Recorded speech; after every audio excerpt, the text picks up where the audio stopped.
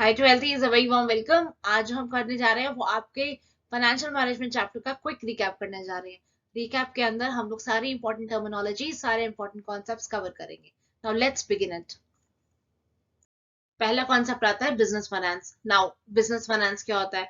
जो भी पैसा हमें रिक्वायर्ड होता है किसी बिजनेस को रन करने के लिए, उसे हम कहते हैं business finance. Now business finance finance क्यों रिक्वायर्ड होता है बिजनेस के लिए? या तो आपको बिजनेस को रन करना है, या मॉडर्नाइज करना है, एक्सपैंड करना है, डाइवर्सिफाई करना है। रन हमें पता है, बिजनेस को चलाना है। मॉडर्नाइज करना है, आपके पास ओल्ड मशीनरी है, पुरानी मशीनरी को चेंज करके आपने नई मशीनरी लगानी है, तो वो मॉडर्नाइजेशन हो गई। एक्सपैंड करना है, अगर आपका कोई पर्टिकुलर टेरिटरी में बिजनेस है और आप उसे एक्सपैंड करना चाहते हैं, for example all over India में या बाहर ग्लोबली आप उसे एक्सपैंड करना चाहते हैं, तो एक्सपैंड कॉन्सेप्ट आ गया। लास्ट आता है डाइवर्सिफाई करना। डाइवर्सिफाई, फॉर एग्जांपल आपके पास में अभी एक लाइन ऑफ प्रोडक्शन है, आपकी ऑर्गेनाइजेशन कंज्यूमेबल्स में खाली सोप बनाती है। कल को वो डिसाइड करती है कि हाँ, हम आगे शैम्पूज में जाएंगे या फिर लिक्विड डिटर्जेंट्स में जाएंगे। This is what diversification. एक प्रोडक्ट से आगे बढ़ के मल्टीपल प्रोडक्ट्स को बनाना डाइवर्सिफाई होता है। तो हमने समझा बिजनेस फाइनेंस क्या होता है। वो पैसा जो कि एक बिजनेस को रिक्वायर्ड होता है अपने बिजनेस को रन करने के लिए, मॉडर्नाइज करने के लिए, एक्सपैंड करने के लिए, डाइवर्सिफाई करने के लिए। राइट। नेक्स्ट कॉन्सेप्ट आता है फाइनेंशियल मैनेजमेंट का। फाइनेंशियल मैनेजमेंट क्या होती है? आप जब किसी भी ऑर्गेनाइजेशन में हम डिसीजन लेते हैं, हमें फाइनेंस को प्रोक्योर करना है, तो उसे हम कहते हैं financial management. Financial management concern होती है with optimal procurement as well as usage of finance. Optimal procurement means optimum तरीके से, मींस आपको रेट ऑफ इंटरेस्ट भी कम मिले, आपको सही तरीके का लोन भी मिले, आपका इक्विटी है, आपका डेट है, that is called optimal procurement. और यूसेज ऑफ फाइनेंसेस, जब आपने एक बार फंड्स को प्रोक्योर कर लिया, किस तरीके से उन फंड्स को आप यूज करेंगे, दैट इज कॉल्ड आप यूसेज ऑफ फाइनेंसेस। नाउ जब भी आप प्रोक्योरमेंट करते हैं, जैसे मैंने आपको बताया, आप बहुत सारी चीजों को देखते हैं और उसे कंपेयर करते हैं, उसकी कॉस्ट कंपेयर करते हैं, उसकी रिस्क कंपेयर करते हैं। उसके बाद में आप फाइनेंशियल मैनेजमेंट का डिसीजन लेते हैं। तो इसकी इंपॉर्टेंस क्या क्या है? पहला है, और फैक्टर्स कौन कौन से इसको रन करते हैं। पहला करता है size and composition of fixed assets for a business. For example, अगर आपके बिजनेस ने डिसाइड करा कि हम 100 करोड़ के फिक्स्ड एसेट बढ़ाएंगे, तो साइमल्टेनियसली आपका 100 करोड़ का फाइनेंशियल फिक्स्ड एसेट्स बढ़ जाएगा। This is called size and composition of fixed assets for a business. Next आता है quantum of current assets, it's breakup into cash, inventory, receivables. अगर आपने डिसाइड करा है कि आपकी जो फिक्स्ड एसेट्स है उसमें इन्वेस्टमेंट बढ़ेगी, तो और हो सकता है आपको वर्किंग कैपिटल की रिक्वायरमेंट भी बढ़ानी पड़े। उसके अलावा जो आपके करंट एसेट्स होते हैं, जो फाइनेंशियल मैनेजमेंट डिसीजंस होते हैं, आप क्रेडिट है, इन्वेंट्री मैनेजमेंट है, आप डेटा से पैसा ले रहे हैं या क्रेडिटर से ले रहे हैं, टोटल आपका करंट एसेट्स का क्या कॉम्पोजिशन है, वो सारा का सारा आपकी फाइनेंशियल मैनेजमेंट देखता है। थर्ड पॉइंट आता है, नेक्स्ट स्लाइड में देखते हैं, amount of long term and short term funds to be use. आपको लॉन्ग टर्म फंड्स चाहिए ऑर्गेनाइजेशन के लिए या शॉर्ट टर्म फंड्स चाहिए, वो भी आपके फाइनेंशियल मैनेजमेंट के डिसीजंस के थ्रू आप ले सकते हैं। फोर्थ आता है breakup of long term financing into debt and equity. आप सारा डेट लेना चाहते हैं या इक्विटी में करना चाहते हैं, तो ये भी आपका फाइनेंशियल मैनेजमेंट में ही डिसीजन ले सकते हैं। फिफ्थ पॉइंट आता है सारे जो प्रॉफिट एंड लॉस है, जैसे इंटरेस्ट एक्सपेंस डेप्रिसिएशन है, higher the amount of debt, higher rate of interest होगा।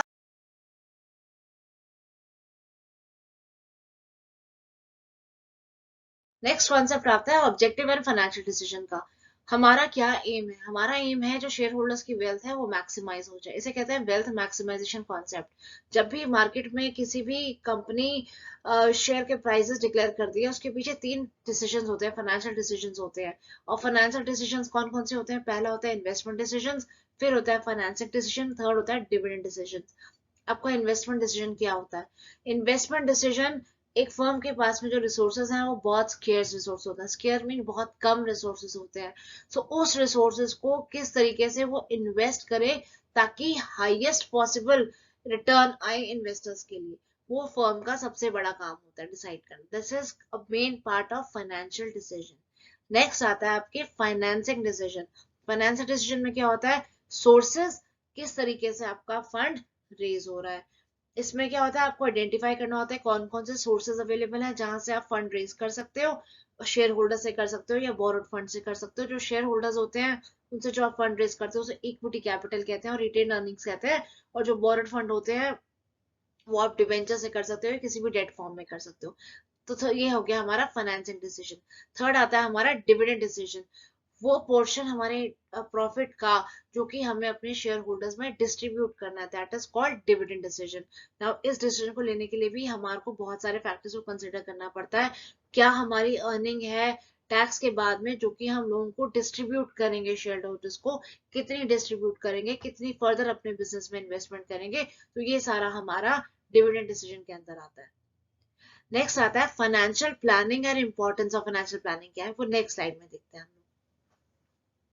नेक्स्ट कॉन्सेप्ट आता है फाइनेंशियल प्लानिंग के ऑब्जेक्टिव्स क्या है और इंपॉर्टेंस क्या है। अब जब भी हम फाइनेंशियल प्लानिंग करते हैं तो हमें ऑर्गेनाइजेशन का ब्लूप्रिंट रेडी करना होता है फ्यूचर ऑपरेशंस के लिए। ब्लूप्रिंट क्या होता है, जिसमें आपके शॉर्ट टर्म और आपके लॉन्ग टर्म गोल्स के बारे में या फिर long term and short term plans के बारे में मेंशन होते हैं। ऑब्जेक्टिव क्या है, दो ऑब्जेक्टिव्स हम अचीव कर सकते हैं फाइनेंशियल प्लानिंग से। पहला है जब भी हमें फंड्स की रिक्वायरमेंट हो हमारे पास में फंड्स होने चाहिए। दूसरा है फर्म को अननेसेसरली फंड इन रेज ना करने पड़े, उनके पास में खुद में अवेलेबिलिटी हो फंड्स की। ये तो हमारे हो गए इसके ऑब्जेक्टिव्स। नाउ आता है हमारी क्या इंपॉर्टेंस है। इंपॉर्टेंस में पहला है it helps in forecasting what may happen in future under different business situations.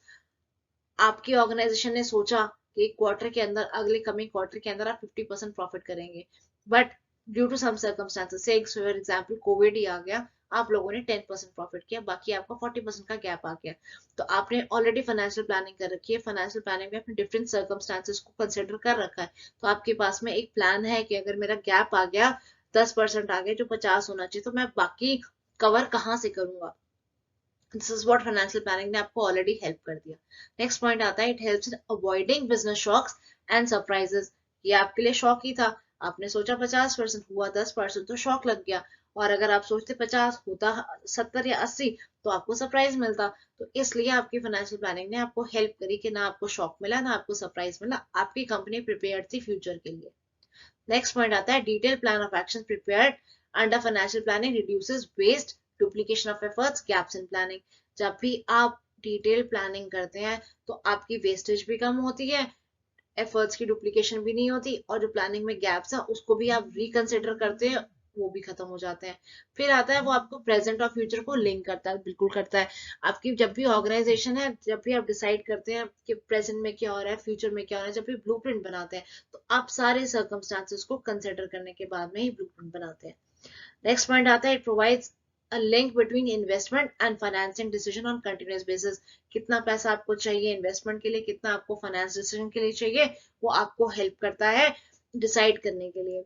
Last point आता है कि जब भी आप एक फाइनेंशियल प्लानिंग करते हैं तो आपको हेल्प करता है आपकी एक्चुअल परफॉर्मेंस को मेजर करने के लिए।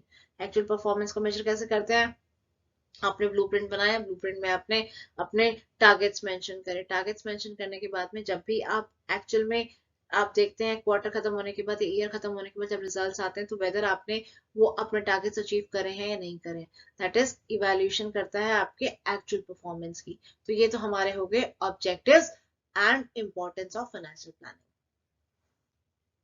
नेक्स्ट आता है कैपिटल स्ट्रक्चर एंड फैक्टर्स। अब जो हमारी फाइनेंशियल प्लानिंग है इसमें बहुत इंपॉर्टेंट एक रोल प्ले करता है किस तरीके से हम अपने फंड्स को रेज करते हैं, जो हमने फर्स्ट स्लाइड में डिस्कस किया। जब भी हम फंड्स को रेज करते हैं उसके दो तरीके होते हैं, एक होता है ओनर्स फंड, एक होता है बोरोड फंड। ओनर्स फंड होता है जिसमें आपकी इक्विटी शेयर कैपिटल होता है, प्रेफरेंस शेयर्स होते हैं, रिजर्व्स होते हैं, सरप्लस रिटेन्ड अर्निंग्स होती है। और बोरोड फंड्स होते हैं आपके किसी भी फॉर्म के लोन्स होते हैं, डिबेंचर्स होते हैं, पब्लिक डिपॉजिट्स होते हैं। आप जब पैसा लेते हैं बोरो करते हैं तो आप बैंक से भी कर सकते हैं, फाइनेंशियल इंस्टीट्यूशन से कर सकते हैं, डिबेंचर होल्डर से कर सकते हैं और पब्लिक से भी कर सकते हैं। अब आपको किस तरीके का कैपिटल स्ट्रक्चर चाहिए अपनी ऑर्गेनाइजेशन के लिए ये आपको देखना पड़ता है। बहुत सारे फैक्टर्स होते हैं जिसमें होता है कैश फ्लो पोजीशन होती है, interest coverage ratio, debt service coverage ratio, return on investment, cost on debt, tax rate, cost of equity, flotation cost, risk consideration, flexibility, control, regulatory frameworks. बहुत सारी कंडीशंस होती हैं। अगर आपको इसके बारे में, since it's a recap session so बहुत छोटे में हम कवर कर रहे हैं, अगर आपको डिटेल चाहिए तो मैं डिस्क्रिप्शन में एक लिंक दे दूंगी, आप उसे गो थ्रू कर सकते हैं, आपको डिटेल्स मिल जाएंगे स्लाइड के लिए। नेक्स्ट स्लाइड पे चलते हैं। नेक्स्ट कॉन्सेप्ट आता है fix and working capital. Fix capital क्या होता है? जो भी हमारा लॉन्ग टर्म इन्वेस्टमेंट होती है उसे हम कहते हैं फिक्स कैपिटल इन्वेस्टमेंट। सो जो इसको हम या तो दो तरीके से बोलते हैं, एक तो हम इसे कहते हैं इन्वेस्टमेंट डिसीजन, या हम कहते हैं कैपिटल बजटिंग डिसीजन। आपकी ऑर्गेनाइजेशन कितना इन्वेस्ट करना चाहती है लॉन्ग रन के लिए, ये डिस्कस करता है आपके कैपिटल बजटिंग डिसीजंस और इन्वेस्टमेंट डिसीजंस।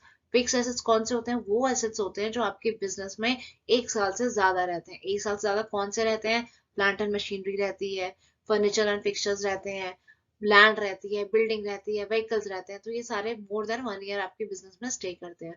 और ये सब क्या करते हैं कि अफेक्ट करते हैं आपके बिजनेस की ग्रोथ को, प्रॉफिटेबिलिटी को और रिस्क फैक्टर को। अब इसके क्या क्या हमारे डिसाइडिंग फैक्टर्स होते हैं? पहला होता है नेचर ऑफ बिजनेस, फिर होता है स्केल ऑफ ऑपरेशंस, फिर होता है choice of techniques, technology upgradation, growth prospect and diversification. इनके बेसिस पे हम डिसाइड कर सकते हैं कि हमें क्या हमारा कैपिटल बजटिंग का डिसीजन रहेगा। इसके ऊपर क्वेश्चन आने के बहुत ज्यादा चांसेस हैं। मैंने इसके अलग से एक प्रेजेंटेशन बना रखी है, मैं आपको लिंक दे दूंगी डिस्क्रिप्शन में, आप उसे गो थ्रू कर लीजिएगा। डिटेल डिस्क्रिप्शन है सब पॉइंट्स की। नेक्स्ट आता है आपका करंट एसेट्स या फिर वर्किंग कैपिटल। वो एसेट्स जो कि आपके बिजनेस को लिक्विडिटी देते हैं उन्हें हम कहते हैं करंट एसेट्स या फिर वर्किंग कैपिटल। जो हमें day to day operations run करने के लिए हमें पैसा चाहिए होता है, वो डिसीजंस हमारे वर्किंग कैपिटल में आते हैं। इसमें क्या क्या होता है? फैक्टर्स हमें प्रोडक्शन साइकिल होता है, क्रेडिट अलाउ होता है, क्रेडिट अवेल किया है, ऑपरेटिंग एफिशिएंसी क्या है, नेचर ऑफ बिजनेस क्या है, स्केल ऑफ ऑपरेशंस क्या है, ग्रोथ प्रोस्पेक्ट्स क्या है, लेवल ऑफ कंपटीशन क्या है, रेट ऑफ इन्फ्लेमेशन क्या है। ये सारे फैक्टर्स हमें हेल्प करते हैं वर्किंग कैपिटल का डिसीजन लेने के लिए। ये क्विक रिकैप सेशन था आपके फाइनेंशियल मैनेजमेंट चैप्टर का, सारे कॉन्सेप्ट्स कवर करने के लिए। अब मैं बहुत जल्दी नेक्स्ट चैप्टर भी पोस्ट करने वाली हूँ।